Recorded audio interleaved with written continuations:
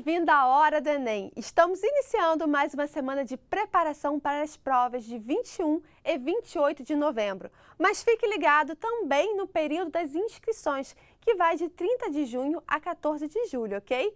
Tá tudo no edital do Enem. E é sempre bom dar uma olhada lá no site do enem.inep.gov.br. Estudar para o Enem é como participar de uma maratona, não é mesmo? E é importante saber dosar bem o tempo e as energias para chegar direitinho no final dessa competição. E hoje, o Dia Internacional do Yoga, o entrevistado do programa é o professor de Yoga Maurício Marra. E a teleaula do dia é de redação. Vamos saber mais sobre a filosofia e a moral de Cândido, com Lande Vieira. E no quadro Janela do Enem, o papo é com o professor de Biologia Pedro Feio. Fiquem ligados porque está na sua hora, a Hora do Enem. No dia do Yoga, vamos receber o Maurício, instrutor de Yoga, para dar algumas dicas aqui na Hora do Enem. Bem-vindo! Eu agradeço demais a oportunidade de estar aqui com vocês hoje. Eu espero ser útil, né, nessa caminhada bonita que vocês têm pela frente. Espero mesmo contribuir para essa conquista. Com certeza. Professor, você tem algumas dicas de respiração, principalmente para quando o aluno está um pouco desfocado, está disperso, que o yoga pode trazer, né, essa concentração melhor no momento do estudo? Ou até para outros momentos da vida? Sim. Existem duas respirações que eu considero básicas para isso, que elas realmente conseguem te trazer para o centro novamente. É uma respiração chamada respiração polarizada, que é da seguinte maneira: você vai tapar uma das narinas, inspirar, com o pulmãozinho cheio, tapa a narina, libera a outra, solta o ar. Puxa o ar por essa outra, tapa com o pulmãozinho cheio, libera a outra, libera o ar. Isso te traz muito para o centro, isso costuma acalmar um pouco a mente, sabe? Você volta para o teu presente, coisa que é meio difícil de acontecer, né? Porque ou os pensamentos estão lá na frente, ou os pensamentos ficaram lá atrás. E essa respiração vai meio que te centrar. É muito interessante. Até mesmo na hora da prova, porque às vezes você está com, né, aquela pressão em que tem que terminar rápido, você dispersou naquele momento, então você vai lá e faça a técnica. Na hora da prova, o ideal são 3 respirações profundas. Olha, mais dicas. Isso vai meio que purificar a mente dele para o assunto que está acontecendo ali. Compreendeu? Porque ele não precisa mais focar na matéria, porque tudo já está assimilado. A realidade é essa. Se ele fez o trabalhinho dele certo, o resto é conquistar. Muito bom. São 3 respirações profundas, inspirando pelo nariz profundamente e soltando pela boca bem lentinho. Automaticamente a mente dá uma acalmada e ele volta para o momento da prova. Muito bom, professor. Então são essas 2 dicas da respiração, né? Uma para voltar para o foco, como você disse, e a outra de respirar e soltar pela boca. Eu queria que você me falasse um pouquinho da prática, né, do yoga, da importância para até estudantes que tenham uma curiosidade e não conhecem direito. Sim, o que acontece? São vários os efeitos benéficos do yoga, né? Você tem efeitos no corpo físico, que é flexibilidade, ganho de força, né? Toda essa questão. Mas o principal, como o próprio nome do yoga já diz, que o yoga nada mais representa do que união. É a união de você contigo. É o momento em que você começa a se entender, sabe? Nós seres humanos, somos os únicos seres com essa consciência do eu, entendeu? E quando a gente se perde nas ansiedades, quando a gente se perde até mesmo nas disciplinas, muitas vezes as disciplinas fazem com que a gente se perca.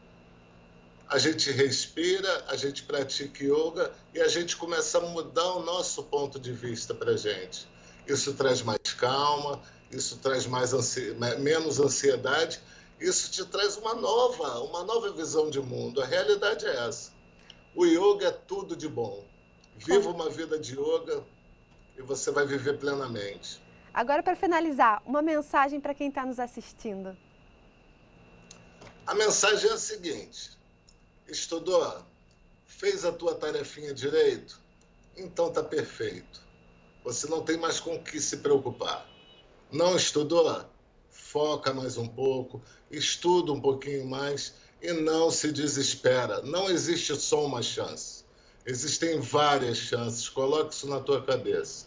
Não se desespere por nada. Vai lá, faz a tua ação e o resultado vai acontecer perfeitamente. Uma boa sorte para todos. Eu desejo de coração crescimento. Com certeza, professor. Muito Pois. obrigada pela presença aqui na Hora do Enem. Obrigada pelas dicas e falar um pouquinho dessa prática tão linda. Eu é que agradeço demais. Muito obrigado pela oportunidade de estar aqui contigo. Professor Maurício participando aqui da Hora do Enem. O nosso curso de apoio e revisão intensiva reforça o conteúdo que você assiste aqui na Hora do Enem. Está disponível para todo o Brasil. Para mais informações, acesse o site www.horadoenem.org.br. O curso é bem intuitivo, é prático, é dinâmico, o que facilita a compreensão de todo o conteúdo para a Hora do Enem. A TV Escola e seus parceiros, com grande experiência em Enem, resolveram dar aquela forcinha a mais nessa missão, disponibilizando o acesso a um amplo conteúdo de apoio e reforço, a fim de proporcionar uma revisão completa com foco exclusivo no Exame Nacional. Os estudantes poderão participar de um novíssimo curso intensivo multiplataforma, com site, aplicativo, e-books, para estimular a preparação da galera que vai fazer as provas do final do ano. Videoaulas específicas com professores especialistas e uma programação completa, incluindo resumos, exercícios, testes online. Essa é a sua hora, a Hora do Enem. E para entrar agora mesmo no ritmo das aulas, o nosso querido Lande Vieira vem aí, apresentando a teleaula do dia, uma super aula temática de redação e filosofia e moral de Cândido. Lembrando que essa aula foi gravada antes da pandemia. É com você, Lande!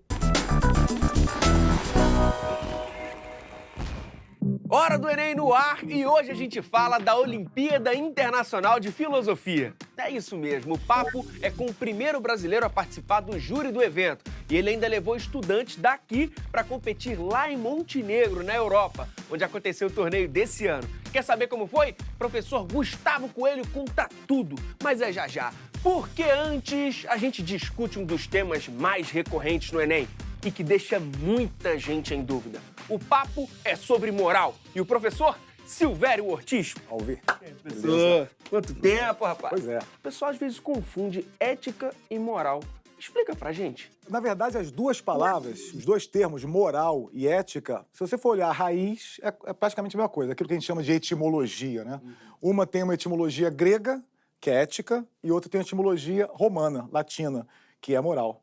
Querem dizer a mesma coisa, ou seja, a maneira que você age no mundo. Para poder falar sobre isso, a gente divide de duas maneiras.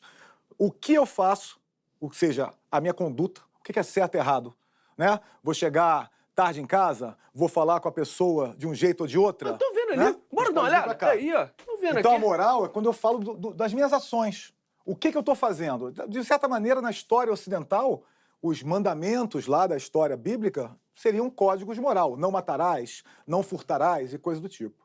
Agora, isso fica muito claro no caso do código, mas o que está por trás, isso que a gente vai colocar dentro do âmbito da ética, ou seja, por que eu faço? Quais são os valores que estão por trás daquelas condutas?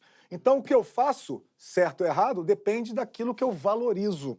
Por exemplo, igualdade, liberdade, respeito. Isso está dizendo sobre valores. Agora, o que é respeitar? Como é que eu transformo o valor respeito na minha fala com você, em ato? Né? É, por exemplo, esperar você falar antes de eu falar. Né? Ou seja, espere a pessoa falar antes de você falar. Uma coisa simples. Qual é o valor? Uma certa igualdade, um respeito. Qual é a conduta? Não falar ao mesmo tempo.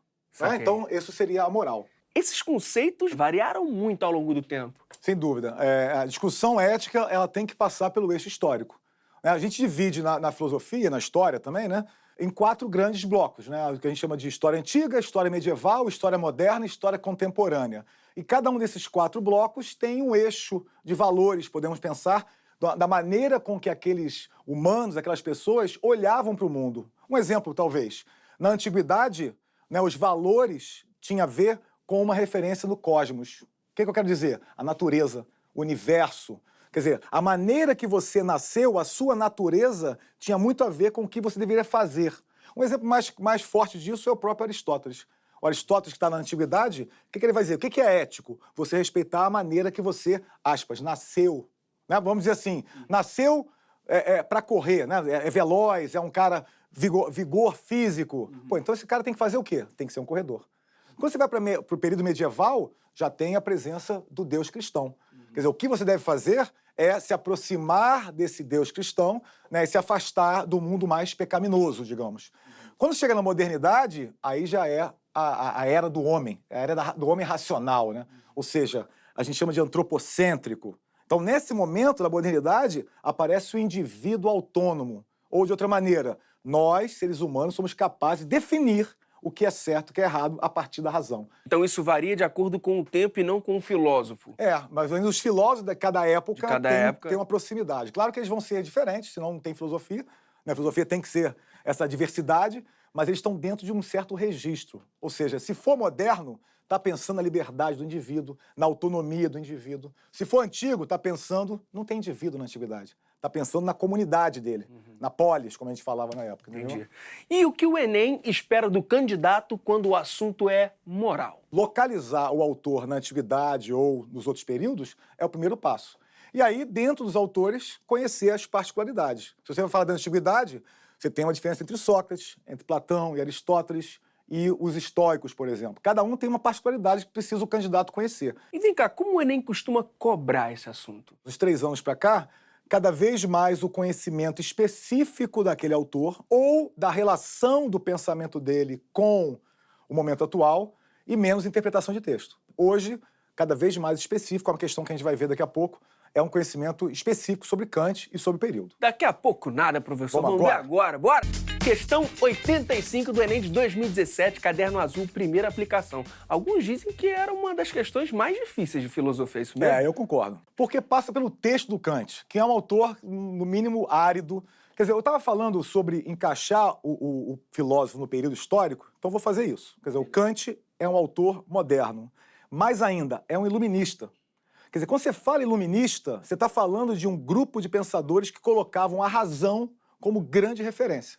Então, na verdade, esses pensadores acham que o ser racional ele é quase que um Deus, quase que capaz de elaborar a sua visão de mundo, sua colocação no mundo e sua ética. Tem uma frase do Kant que eu acho muito interessante de compartilhar para você ver mais ou menos como é que é a cosmovisão dele. 2 coisas enchem o meu coração de certo encantamento. O céu estrelado acima de mim e a lei moral dentro de mim. O que é o céu estrelado? Perceba, as constelações são regulares. As estrelas que estão hoje, no mês de junho, no mês de julho, no céu, ano que vem estarão também. Então o céu tem uma regularidade. E para Kant, nós também, seres humanos, também temos uma regularidade. Melhor dizendo, uma racionalidade. Eu sempre sei o que é certo e o que é errado. Então repara, pode ser que eu e você não pensemos o mesmo certo e errado, mas cada um de nós vai ter uma ideia de certo e errado. Então, se nós pensarmos racionalmente, que eu vou falar daqui a pouco, nós vamos chegar ao mesmo resultado. Porque todo filósofo que é iluminista, de certa maneira, ele pensa quase como um matemático. Ou seja, as contas, são o raciocínio, parecidas. são parecidas e chegam no mesmo lugar. A questão diz assim, uma pessoa vê-se forçada pela necessidade a pedir dinheiro emprestado. Sabe muito bem que não poderá pagar, mas vê também que não lhe emprestarão nada se não prometer firmemente pagar em prazo determinado. Sente a tentação de fazer a promessa, mas tem ainda consciência bastante para perguntar a si mesma: não é proibido e contrário ao dever livrar-se de apuros desta maneira? Percebeu que o dilema que o personagem vive, aqui no quadro a gente está, o que devo fazer? Né? Tá claro ali, devo mentir para pegar dinheiro emprestado? Porque na concepção dele, se ele não mentir, ele não vai conseguir o dinheiro emprestado. Uma então, consequência do outro. Né? Exatamente. Então o que está pensando é, se a mentira é o que eu devo fazer. Admitindo que se decida fazê-lo, ou seja, mentir, né? Vou mentir, a sua máxima de ação, ou seja, o que justifica a sua ação, seria o seguinte: quando julgo estar em apuros de dinheiro, vou pedi-lo emprestado e prometo pagá-lo, embora saiba que tal nunca sucederá. Ele está, né, engrupindo o outro. Então ele vai dizer o seguinte: isso que você quer fazer, você quer que todos façam? Essa é a pergunta do Kant. Aquilo que você escolheu, o que eu devo fazer, vamos supor, devo mentir, escolhi. Bom, eu realmente quero, racionalmente, que a mentira seja uma forma de lidar com o outro? Provavelmente esse cara vai pensar, não, na verdade eu quero mentir, mas tomara que mais ninguém minta. Eu quero uma espécie de exceção para mim, porque é difícil imaginar uma sociedade na qual eu possa apoiar que a mentira seja um código entre nós, né? Que a mentira seja uma moral aceita.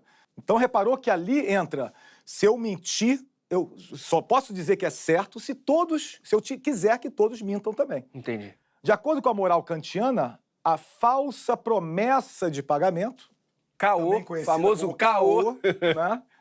Representada no texto, mas fica claro que a letra C, né? Porque perceba que a escolha pela promessa falsa, ela se opõe ao princípio de que toda ação possa valer como norma universal. Já ouviu falar na Olimpíada Internacional de Filosofia? Em 2018, ela aconteceu em Montenegro, na Europa. E o nosso país esteve representado. E quem explica é o chefe da delegação brasileira e membro do júri internacional, professor Gustavo Coelho. Tudo bem? Prazer estar aqui. Tudo bem, aqui. que isso, prazer é todo nosso. Como é que funciona a Olimpíada Internacional de Filosofia? A Olimpíada Internacional de Filosofia é um evento que já ocorre desde 1993. Envolve hoje já 50 países do mundo. Ela tem uma programação bastante ampla, né? Social, cultural, acadêmica principalmente, workshops, oficinas, ambientes para discussão entre os alunos. Mas no centro dela existe uma competição de ensaios filosóficos. Então, em que os estudantes, né, ela é voltada para estudantes do ensino médio, né, cada delegação tem 2 alunos e 2 professores, um deles é o chefe de delegação, e os estudantes, então, têm que escrever um ensaio filosófico em até 4 horas em língua estrangeira, inglês, espanhol, francês ou alemão. E nenhum estudante pode escrever na sua língua nativa. Então, se tiver um americano lá, ele não pode escrever em inglês. A ideia é tornar o processo mais justo para todo mundo. A gente está acostumado a ver gêneros textuais, mas ensaio filosófico, a gente não conhece muito bem. Explica um pouquinho como é. Isso, o que os alunos têm que fazer, né? Eles chegam lá no dia da prova, no dia da competição, né, que está no centro do evento. Eu gosto de enfatizar que o evento é mais do que uma competição de ensaios, né? Mas no centro dele está isso. Os alunos, eles são apresentados a 4 tópicos filosóficos na forma de 4 trechos de textos de filosofia. Pode ser autores clássicos, contemporâneos. Em geral, o júri procura, né, as pessoas que elaboram a prova, que são membros da Federação Internacional de Sociedades de Filosofia, procuram escolher 4 tópicos que sejam bastante diversificados, entre áreas da filosofia, períodos da história da filosofia, culturas diferentes, né, filósofos de culturas diferentes e de gêneros diferentes também, né? Mas então o que os alunos têm que fazer é escolher um desses 4 tópicos e construir então um ensaio, né, um texto argumentativo, em que eles defendam uma tese a respeito de um desses 4 tópicos. Sem limite de páginas, tem alunos que escrevem 3, tem alunos que escrevem 8, 10 páginas em 4 horas. Então não é uma mera prova de história da filosofia, não basta o aluno chegar lá enfim, né, escrever um texto mostrando tudo que ele sabe sobre Kant, ou sobre Descartes, ou sobre Aristóteles. A ideia não é essa, é mostrar que tu entende o pensamento de um filósofo. É construir uma argumentação própria em cima de um tópico que foi apresentado. Foi apresentado na hora. Na hora. Então não tem como eles fazerem uma preparação específica sabendo, vai cair isso na prova. Agora, professor, tanto filosofia quanto as Olimpíadas surgiram na Grécia. Isso vem daquele pensamento de academia, corpo são, mente sã? Claro que a Olimpíada Internacional de Filosofia ela não é uma atividade esportiva, né? Os alunos, pelo contrário, ficam bastante sentadinhos, concentrados, né? Pensando e escrevendo. Mas eu acho que tem alguns pontos em comum, né? Entre as Olimpíadas, vamos falar assim, né? Esportivas, né? Que lidam com o corpo, e as Olimpíadas de Filosofia. E o ponto eu acho que é, em primeiro lugar, claro, as Olimpíadas de Filosofia procuram, né? Promover a união, né? Entre as culturas, entre os povos, entre os estudantes. Eles realmente sentem que estão vivendo uma experiência muito rica, podendo, né? Estabelecer diálogos lá entre eles, contatos e tal. Mas também o elemento da competição que está presente ali, né? Mais do que a ideia de competir com o outro, de vencer o outro, de mostrar que tu és melhor do que o outro, está presente a ideia de usar a competição como um estímulo para o aluno estudar filosofia e para ele procurar superar limites, né? Que é o que a gente tem também numa Olimpíada esportiva, né? Superar os próprios limites, ver onde é que tu consegue chegar num percurso de aprendizado, de leitura, de reflexão. E o Brasil, quando entrou nessa competição? O Brasil começou a participar só no ano passado, tá? Surgiu um convite de um professor suíço que fazia parte do Comitê Internacional da Olimpíada, entrou em contato com uma professora, a professora Gisele Seco, lá da Universidade Federal do Rio Grande do Sul, que conhecia o meu trabalho, então, e divulgou a Olimpíada para mim. Disse, Gustavo, terias interesse em participar? Tu tens estudantes que tu acha que estão qualificados a participar e tal? Eu disse, tenho ótimos alunos, estou conseguindo fazer um trabalho legal com eles.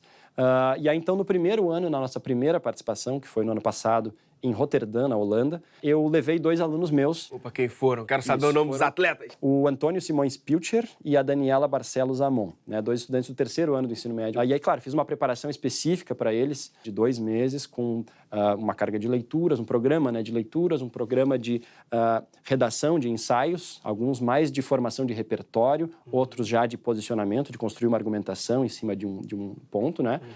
E com aulas extras também, que eu dava para eles à tarde, focando, então, na Olimpíada, né? E aí, nesse ano, então, eu já consegui organizar um primeiro processo seletivo no Brasil para escolher, então, os estudantes que participariam da 26ª edição, essa que foi em Montenegro, né? Aí, então, em fevereiro, foi feito um processo seletivo. Eu formei um júri com 4 professores.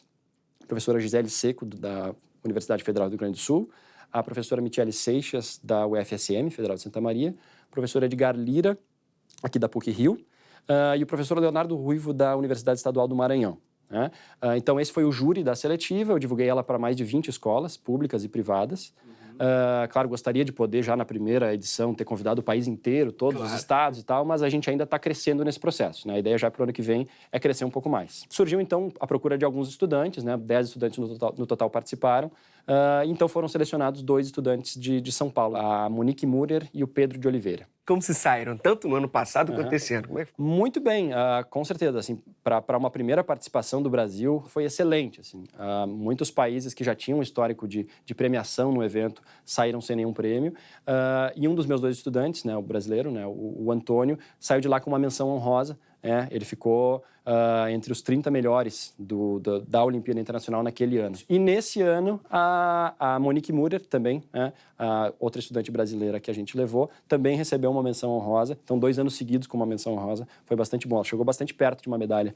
Agora eu quero saber como foi a sua participação no júri.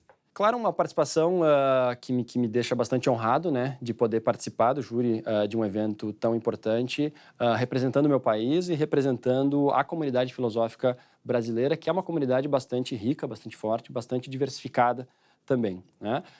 E também uma experiência bastante gratificante do ponto de vista acadêmico e humano, né? Porque tu estás ali numa situação em que tu tens que ler os ensaios dos estudantes. Claro que a gente não tem como ler todos, são mais de 100 ensaios, então são divididos em grupos, né?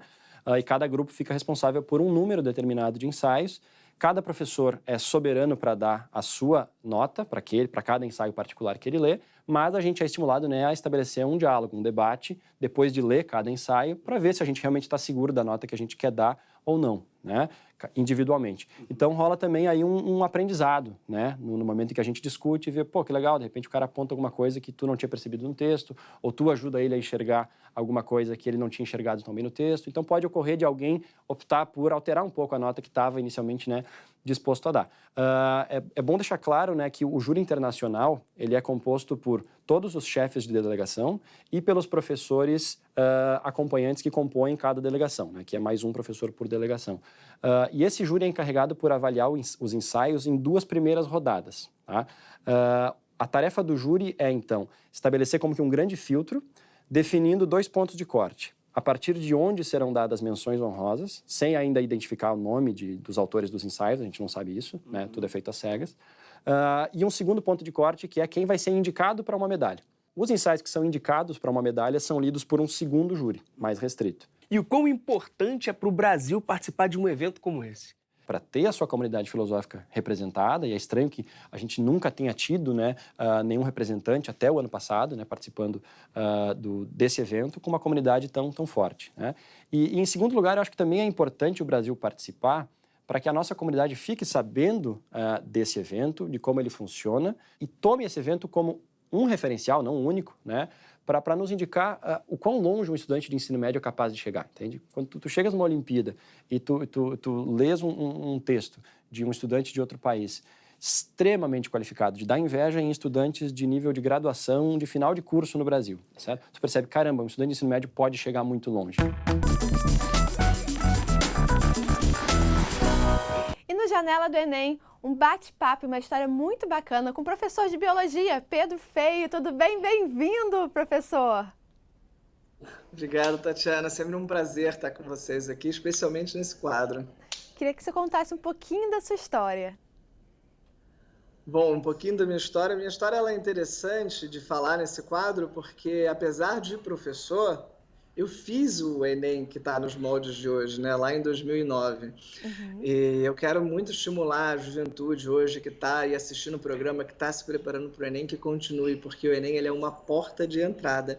É uma porta de entrada para muitos universos. Não à toa que a gente chama de universidades. Foi o Enem que me abriu uma das portas mais importantes da minha trajetória, se não a mais importante, que foi entrar na Universidade Federal do Rio de Janeiro, maior universidade do país, das maiores da América Latina e das maiores do mundo. Olha. Eu lembro claramente, estudando na UFRJ, dos meus professores animados contando, sabe, Tatiana? Olha, gente, vai sair um artigo meu que eu acabei de descobrir, de desenvolver isso. Então, você está ali com acesso às pessoas que estão produzindo conhecimento de ponta nesse país. Esse é um diferencial que só o Enem consegue abrir para você, estar nas universidades federais com aqueles que produzem conhecimento para o país, né? Hoje, a nossa linha de frente na pandemia, imagina, desenvolvendo vacinas brasileiras, a gente tem 2 em desenvolvimento. É muito importante estar nesse ambiente, qualquer que seja a área de formação que você quer ter, você vai estar com certeza lá com profissionais de ponta que vão poder contribuir muito para a sua formação. E para chegar nas universidades e atravessar o Enem, eu contei com a educação do município do Rio de Janeiro, fui aluno da educação pública daqui. Ao fim do ciclo fundamental, eu ingressei no ensino médio com bolsa, numa escola particular, foi uma oportunidade que eu tive, e foi muito importante para mim me dedicar aos estudos, ter amigos que também estavam com essa meta. É bastante importante que a gente procure se cercar de amigos. Exatamente, de relacionamentos que vão contribuir para esse processo, amigos que estão junto com a gente, que vão querer estudar juntos, que vão estar prontos para tirar dúvidas, que vão trazer dúvidas para fazer a nossa cabeça funcionar também. E a gente tem que ir atrás daquilo que a gente puder, do que está colocado aí para a gente, né? Então, foi a possibilidade de ir a uma biblioteca, de acessar um livro, essas possibilidades de você aproveitar um programa do Estado que, por exemplo, fornecia bolsa na rede privada. Então, foram aproveitar as oportunidades que puderam me trazer a estrutura que, de repente, eu não teria se isso dependesse, né, só da família. Minha família talvez não pudesse prover. Então, existe aí um mundo de portas que estão abertas para quem quer estudar, né? Desde as escolas, das públicas às particulares, das bibliotecas. Claro que agora isso fica um pouco mais difícil, que a gente está vivendo uma pandemia, mas para quem quer estudar tem sempre um lugar para a gente poder encontrar e desenvolver isso, para poder fazer um bom Enem, né? E uma dica importante para quem quer fazer o Enem, que o Enem, o vestibular, qualquer que seja, ele não acaba em uma prova, em um dia, né? Quem quer, às vezes, fazer uma carreira como medicina, precisa tentar 2, 3 vezes para entrar na sua universidade dos seus sonhos. O importante é ter clareza dos seus objetivos, estar cercado de bons amigos e persistir. Com certeza, professor, quero te agradecer demais pela presença aqui. Parabéns pela história, parabéns pela superação, pela cabeça, e que você continue aí brilhando nas salas de aula. Obrigada pela presença. Eu que agradeço o convite, foi um prazer. Prazer foi meu, e esse é o professor de Biologia, Pedro Feio, participando da Janela do Enem, contando um pouquinho da sua história.